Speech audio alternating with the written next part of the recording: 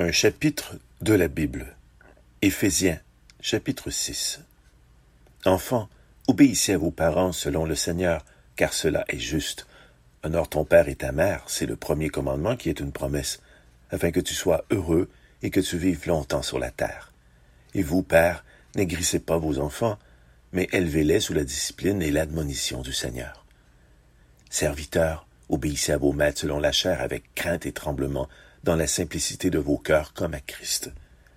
Ne le servant pas seulement sous les yeux, comme si vous cherchiez à plaire aux hommes, mais comme des serviteurs de Christ, faisant de bon cœur la volonté de Dieu, servant avec affection le Seigneur, et non pas seulement les hommes, sachant que chacun, soit esclave, soit libre, recevra du Seigneur selon le bien qu'il aura fait.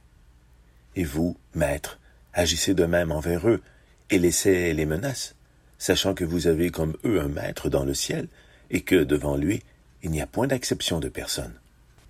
Au reste, mes frères, fortifiez-vous dans le Seigneur, et par sa force toute puissante.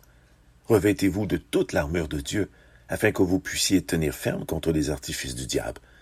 Car ce n'est pas contre la chair et le sang que nous avons à combattre, mais contre les principautés, contre les puissances, contre les princes des ténèbres de ce siècle, contre les puissances spirituelles de la méchanceté dans les lieux célestes.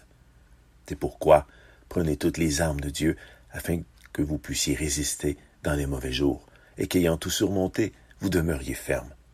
Soyez donc fermes, vos reins saints de la vérité, revêtus de la cuirasse de la justice, les pieds chaussés du zèle de l'évangile de la paix, prenant par-dessus tout le bouclier de la foi, par le moyen duquel vous pouvez éteindre tous les traits enflammés du malin.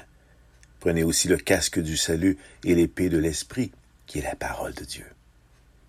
Priant en tout temps par l'esprit, par toutes sortes de prières et de supplications, et veillant à cela à toute persévérance, et priant pour tous les saints, et pour moi aussi, afin qu'il me soit donné de parler librement, avec hardiesse, pour faire connaître le mystère de l'Évangile, pour lequel je suis ambassadeur dans les chaînes, en sorte que j'en parle avec hardiesse, comme je dois en parler.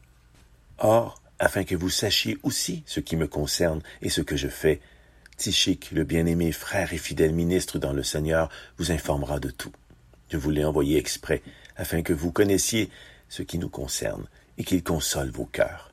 Que la paix et la charité avec la foi soient données aux frères de la part de Dieu, le Père et du Seigneur Jésus-Christ.